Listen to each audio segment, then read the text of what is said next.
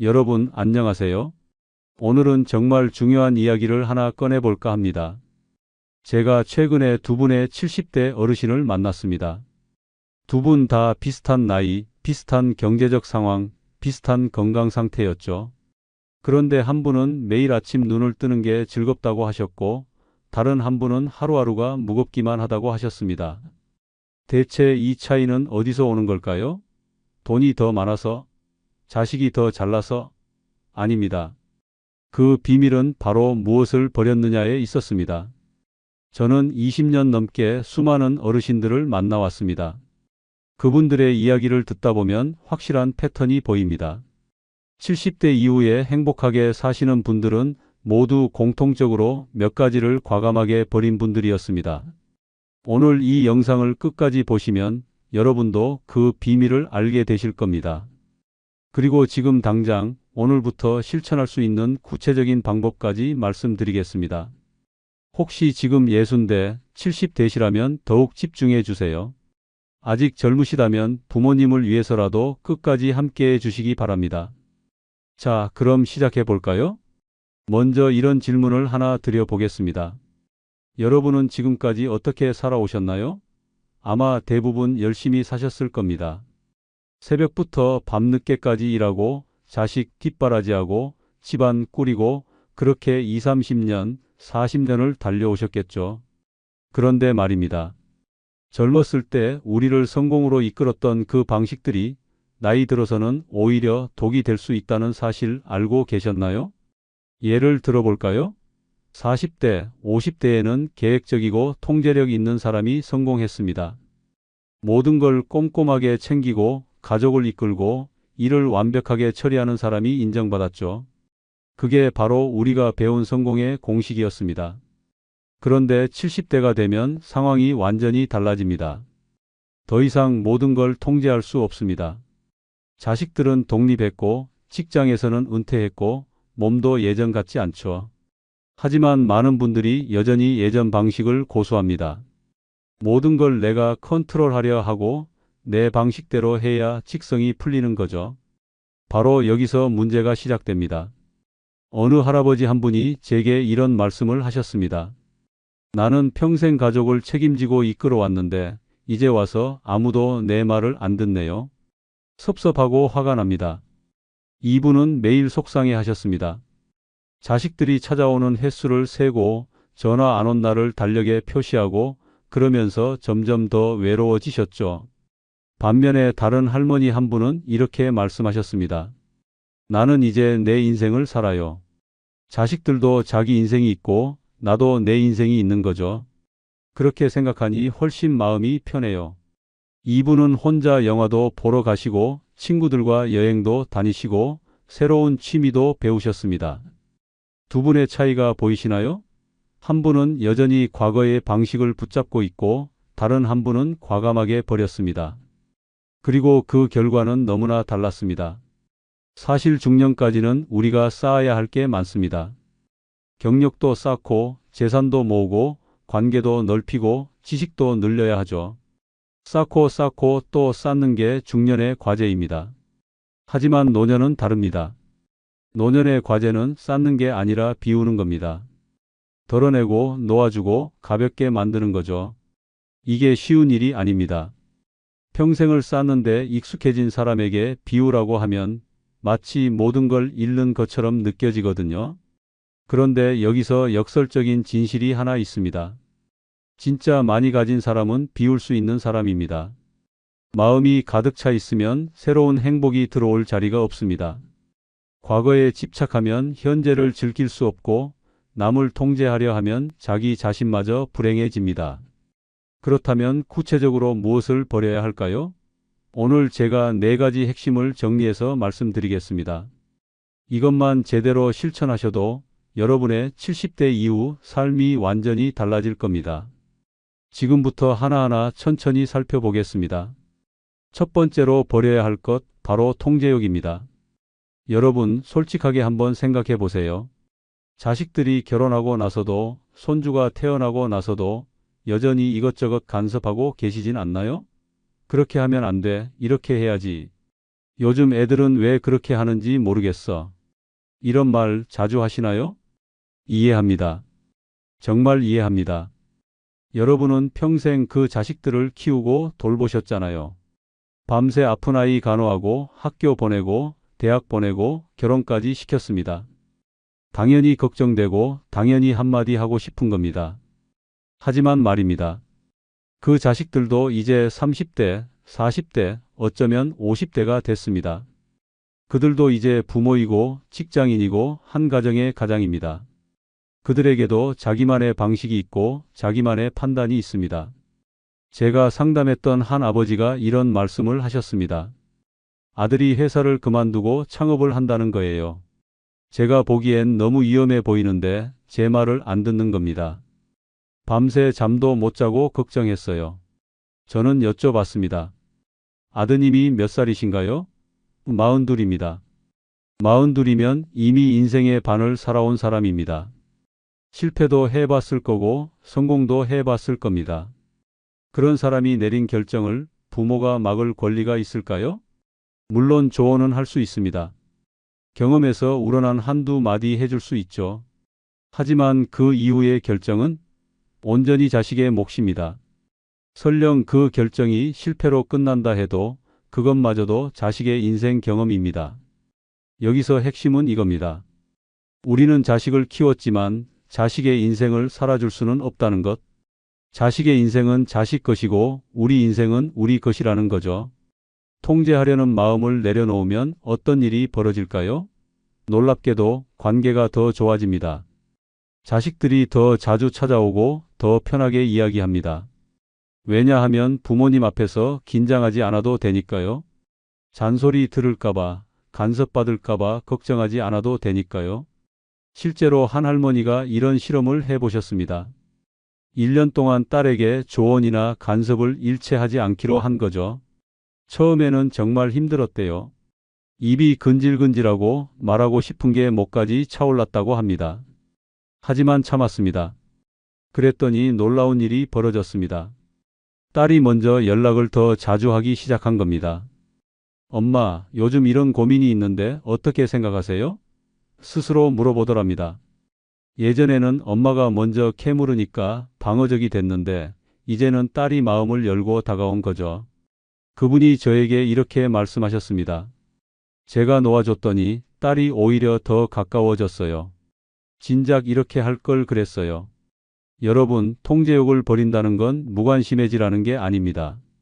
사랑하되 간섭하지 않는 것, 관심 갖되 강요하지 않는 것, 그게 바로 성숙한 사랑입니다. 손주들도 마찬가지입니다.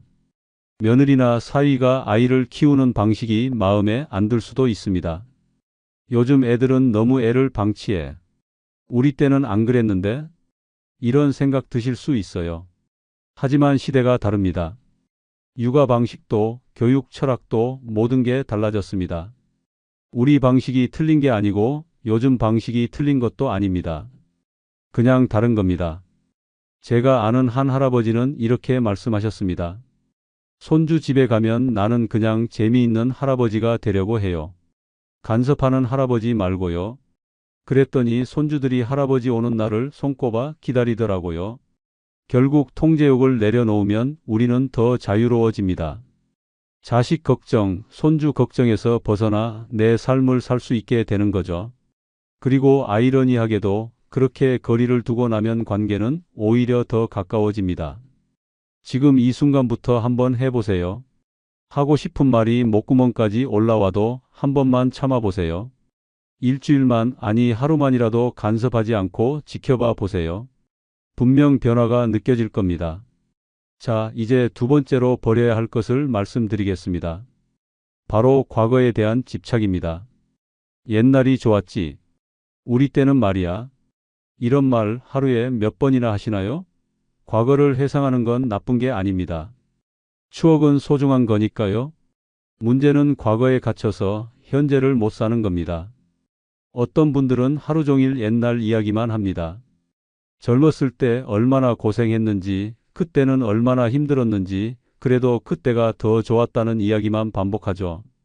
그런데 가만히 들어보면 그분들은 현재에는 관심이 없습니다.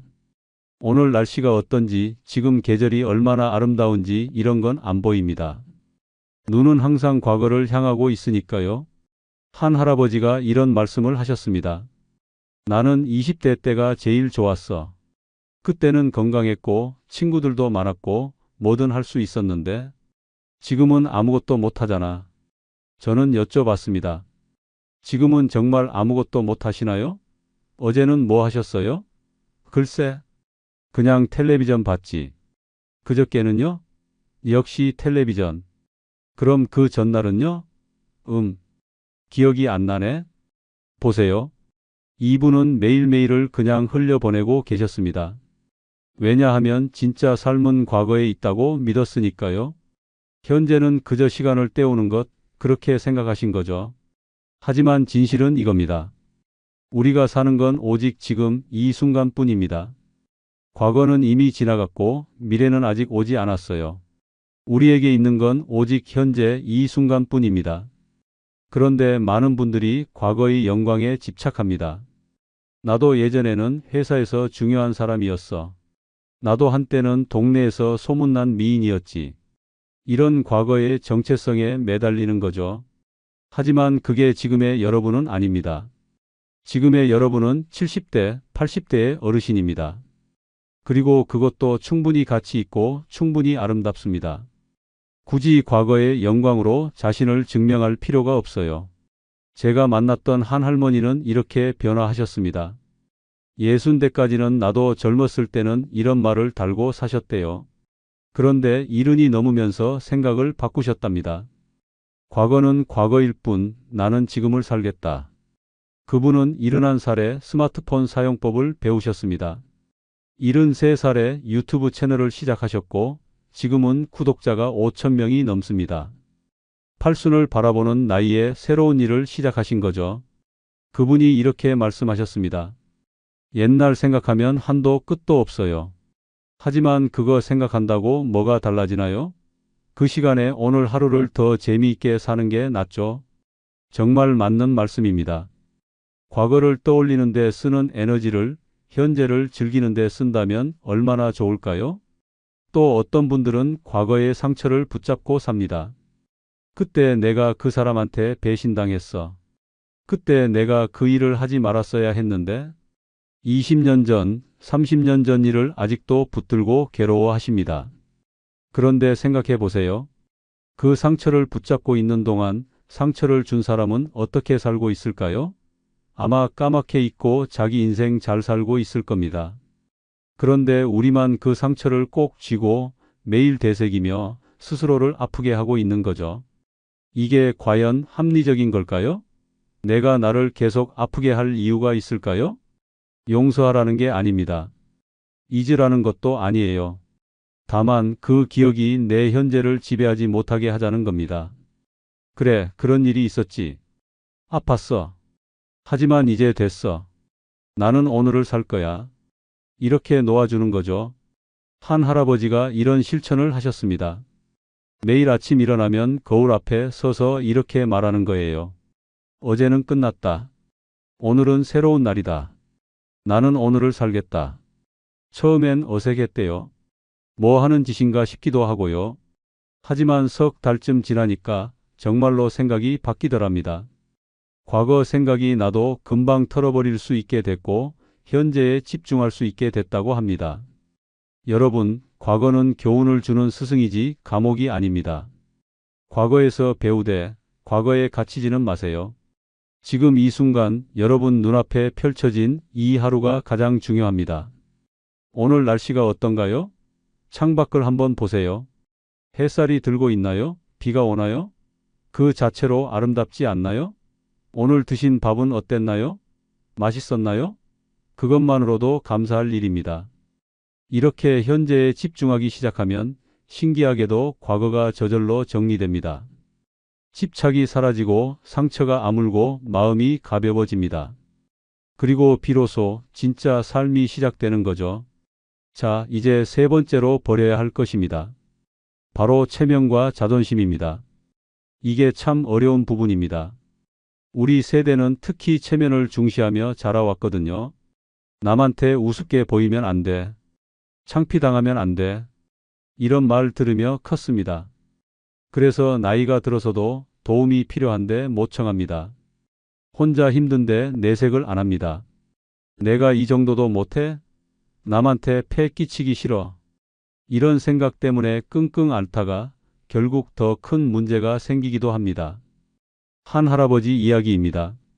이분은 당뇨가 있으셨는데 약을 먹는 게 창피하다고 숨기셨어요. 친구들 만날 때도 슬쩍슬쩍 피해서 드시고 가족들한테도 제대로 말씀 안 하셨죠. 내가 아픈 사람처럼 보이기 싫어서 라고 하시더군요. 그러다가 혈당 관리가 안 돼서 결국 쓰러지셨습니다. 병원에 입원하고 나서야 가족들이 상황을 알게 됐죠. 그때 아드님이 이렇게 말씀하셨답니다. 아버지, 왜 진작 말씀을 안 하셨어요? 우리가 얼마나 도와드릴 수 있었는데. 체면 때문에, 자존심 때문에 정작 중요한 걸 놓치는 겁니다. 나이 든다는 건 부끄러운 일이 아닙니다. 몸이 예전 같지 않은 것도, 기억력이 떨어지는 것도 자연스러운 일입니다. 그걸 인정하고 받아들이는 게 진짜 용기입니다. 어떤 할머니는 이렇게 말씀하셨습니다.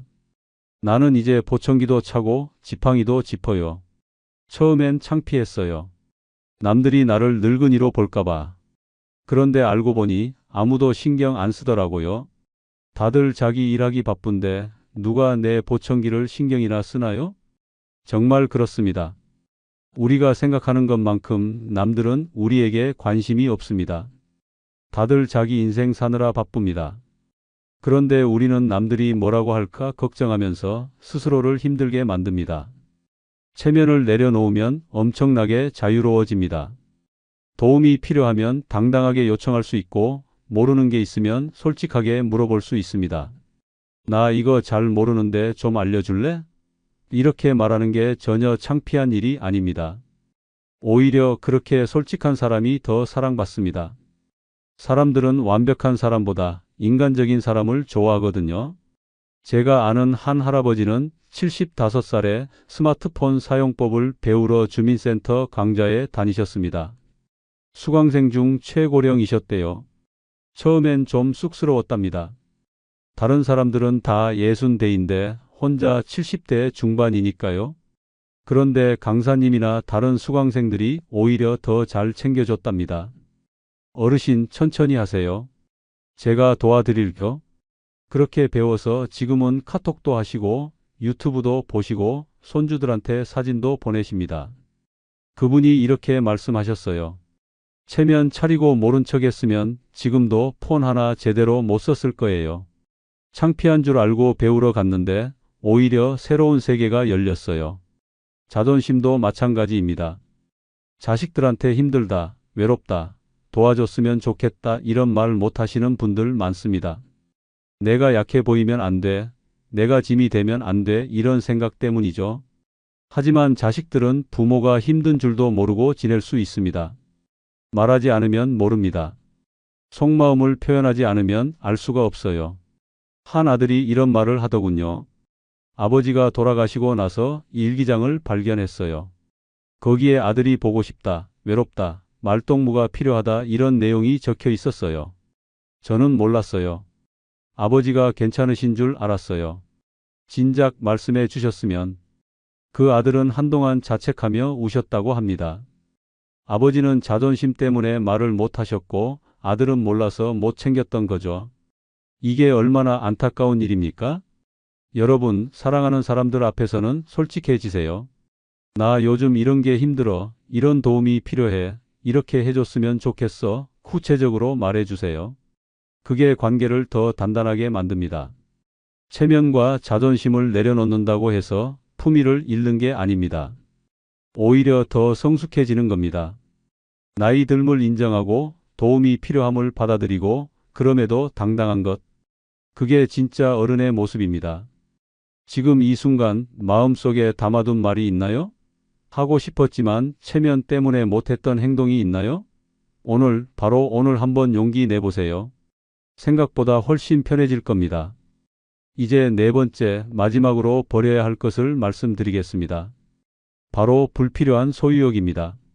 집을 한번 둘러보세요. 얼마나 많은 물건들이 있나요? 옷장에는 몇 년째 안 입는 옷들, 장롱에는 언젠가 쓰겠지 하고 모아둔 것들, 창고에는 뭐가 있는지도 모를 정도로 쌓인 물건들. 왜 우리는 이렇게 많은 걸 모아두는 걸까요? 혹시 모르니까, 나중에 필요할지 모르니까, 아까워서, 버리기 아까워서. 이런 이유들입니다. 하지만 솔직하게 생각해 보세요. 그 물건들 중에 정말 필요한 게 얼마나 될까요? 대부분은 그냥 공간만 차지하고 있을 겁니다. 청소할 때 방해되고 이사할 때 짐만 되는 것들이죠. 한 할머니가 이런 결심을 하셨습니다. 80살 생일에 집안을 대대적으로 정리하신 거예요. 내가 죽으면 자식들이 이걸 다 정리해야 하잖아. 미리 해두자. 그렇게 시작한 정리가 6개월이 걸렸답니다. 옷은 절반으로 줄이고 그릇도 자주 쓰는 것만 남기고 책도 기증하고 그렇게 집을 비우셨어요. 그랬더니 어떻게 됐을까요? 너무 시원해요. 왜 진작 안 했을까 싶어요. 청소도 쉽고 찾는 것도 쉽고 마음까지 가벼워졌어요. 물건이 많으면 관리할 게 많아집니다. 청소도 힘들고 정리도 복잡하고 어디 뒀는지 찾는 것도 일입니다. 하지만 물건을 줄이면 그만큼 에너지가 절약됩니다. 더 중요한 건 심리적인 부분입니다. 물건이 많으면 마음도 복잡해집니다. 이것도 해야 하는데 저것도 정리해야 하는데 걱정거리가 늘어나는 거죠. 하지만 물건을 줄이면 마음도 단순해집니다. 돈도 마찬가지입니다. 물론 돈은 중요합니다. 노후를 위해 어느 정도 준비는 필요하죠. 하지만 과도하게 집착할 필요는 없습니다. 어떤 분들은 80이 넘어서도 돈을 한 푼도 안 쓰려고 하십니다. 자식들 주려고 아껴두려고 모아두려고. 그러면서 정작 본인은 필요한 것도 안 사시고 맛있는 것도 안 드시고 가고 싶은 곳도 안 가십니다. 그런데 생각해 보세요. 그렇게 모은 돈 언제 쓰실 건가요? 90이 되면? 100살이 되면? 그때는 쓰고 싶어도 못 쓸 수도 있습니다. 건강이 안 좋아서, 몸이 안 따라줘서. 물론 자식들한테 물려주고 싶은 마음 이해합니다. 하지만 자식들도 이미 어른입니다. 자기 인생을 살고 있고 자기 방식으로 돈을 벌고 있습니다. 부모님 돈을 기다리고 있지 않습니다. 오히려 자식들은 이렇게 생각합니다.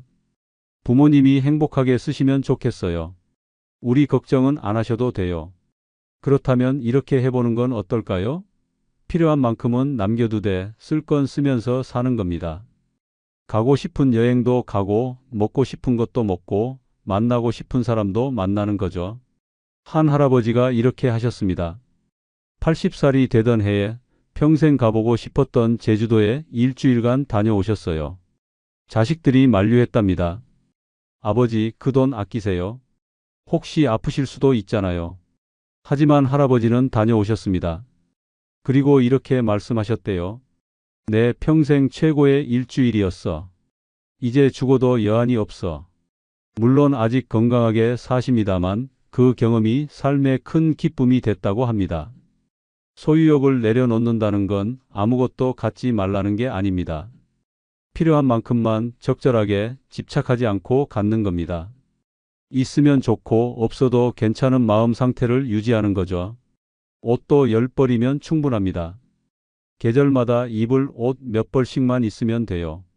100벌을 가져봤자 입는 건 똑같습니다. 그릇도 마찬가지입니다. 평소 쓰는 것만 남기고 나머지는 정리하세요. 손님 온다고 모아둔 그릇들 1년에 몇 번이나 쓰나요? 책도, 서류도, 기념품도 마찬가지입니다. 정말 소중한 것만 남기고 나머지는 과감하게 놓아주세요. 사진으로 찍어두거나 마음에 담아두는 것만으로도 충분합니다. 제가 만난 한 할머니는 매년 생일마다 물건 10가지씩을 정리하신답니다. 버리거나 기부하거나 누군가에게 주거나. 그렇게 10년을 하니까 집이 정말 깔끔해졌대요. 그분이 이렇게 말씀하셨습니다. 물건이 줄어들수록 삶이 풍요로워졌어요. 역설적이죠? 덜 가졌는데 더 많이 가진 기분이에요. 정말 그렇습니다. 진짜 풍요는 많이 가진 데 있지 않습니다. 필요한 것만 가지고 그것에 만족하는 데 있습니다. 지금 당장 오늘 집에 돌아가시면 한 가지만 정리해 보세요. 서랍 하나, 옷장 한 칸, 뭐든 좋습니다. 안 쓰는 것 하나만 골라서 정리하세요. 그 가벼움을 느껴보세요. 자, 여기까지 4가지를 말씀드렸습니다. 통제욕, 과거에 대한 집착, 체면과 자존심, 불필요한 소유욕. 이 4가지만 제대로 버려도 70대 이후 삶이 완전히 달라집니다. 그런데 이걸 어떻게 실천할까요? 알고는 있는데 실천이 어렵다. 이렇게 느끼시는 분들 많으실 겁니다. 맞습니다. 평생 살아온 습관을 하루아침에 바꾸기는 쉽지 않죠. 그래서 구체적인 실천 방법을 알려드리겠습니다. 첫째, 작게 시작하세요. 한꺼번에 모든 걸 바꾸려 하지 마세요. 오늘은 자식한테 간섭하고 싶은 말 한마디만 참아보세요. 내일은 과거 생각 한 번만 멈춰보세요. 모레는 도움 한 번만 청해보세요. 이렇게 하나씩 천천히 연습하는 겁니다. 둘째, 기록하세요. 작은 공책을 하나 마련해서 매일 저녁 오늘 무엇을 버렸는지 적어보세요. 오늘은 아들한테 잔소리 안 했다. 오늘은 옷 2벌 정리했다. 오늘은 친구한테 도움 청했다. 이런 식으로요. 기록하면 변화가 보입니다. 그리고 그 변화가 동기부여가 됩니다. 셋째, 함께 하세요. 혼자서 하기 어려우면 배우자와 함께, 친구와 함께 해보세요. 우리 이번 달에는 집 정리 함께 해볼까? 우리 서로 간섭 안 하기 연습해볼까? 이렇게 함께하면 훨씬 쉽습니다. 넷째, 자신에게 관대하세요. 실수할 수도 있습니다. 어제는 잘했는데 오늘은 또 자식한테 간섭했다. 괜찮습니다. 완벽할 필요 없어요. 다시 시작하면 됩니다. 중요한 건 방향입니다. 조금씩이라도 나아가고 있다면 그걸로 충분합니다. 다섯째, 결과를 즐기세요. 작은 변화라도 일어나면 그 결과를 충분히 즐기세요. 자식과의 관계가 좀 편해졌다. 마음이 좀 가벼워졌다. 이런 변화를 느끼면 이거 좋은데? 하고 기뻐하세요. 그 기쁨이 계속할 동력이 됩니다. 사실 이 모든 게 결국 하나로 귀결됩니다. 바로 집착을 버리는 겁니다. 사람에 대한 집착, 과거에 대한 집착, 이미지에 대한 집착, 물건에 대한 집착. 이 집착들이 우리를 무겁게 만들고 불행하게 만듭니다. 불교에서는 이걸 무소유라고 하죠. 도교에서는 무의자연이라 하고요. 동서고금을 막론하고 현자들이 강조한 건 결국 같은 이야기입니다. 놓아주고 비우고 자유로워지는 것. 70대는 인생의 완성기입니다. 쌓아온 걸 정리하고 정말 중요한 것만 남기는 시기입니다. 마치 나무가 가을에 잎을 떨어뜨리듯이 우리도 불필요한 것들을 떨어뜨려야 합니다. 그래야 겨울을 견디고 다시 봄을 맞을 수 있습니다. 여러분이 버려야 할 것들 이제 보이시나요? 오늘부터 하나씩 놓아보세요. 처음엔 불안할 수도 있습니다. 마치 뭔가 잃는 것 같을 수도 있어요. 하지만 곧 알게 되실 겁니다. 버리는 게 아니라 자유를 얻는 거라는 걸. 더 이상 통제할 필요 없습니다. 자식은 자식 인생 살고 나는 내 인생 삽니다. 더 이상 과거에 매달릴 필요 없습니다. 가장 아름다운 시간은 바로 지금입니다. 더 이상 체면 차릴 필요 없습니다. 진짜 나를 보여주는 게 용기입니다. 더 이상 많이 가질 필요 없습니다. 적게 가지고 풍요롭게 사는 게 지혜입니다. 이 모든 걸 버리고 나면 무엇이 남을까요? 바로 진짜 여러분이 남습니다. 꾸밈 없고 자유롭고 가벼운 여러분. 그리고 그게 가장 아름다운 모습입니다. 제가 만났던 한 80살 할머니가 이런 말씀을 하셨습니다. 70까지는 남 눈치 보면서 살았어요. 70부터 80까지는 나를 찾아가는 시간이었고요. 이제 80이 넘으니까 진짜 자유로워요. 누구한테도 설명할 필요 없고 증명할 필요 없고 그냥 나로 사는 거예요. 그분의 얼굴은 정말 평화로웠습니다. 주름은 깊었지만 표정은 맑았어요. 나이가 주는 무게가 아니라 자유가 주는 가벼움이 느껴졌습니다. 여러분도 그렇게 되실 수 있습니다. 아니, 그렇게 되셔야 합니다. 70대 이후는 인생의 보너스 시간입니다. 의무를 다하고 책임을 완수하고 이제 진짜 나를 위해 사는 시간이에요.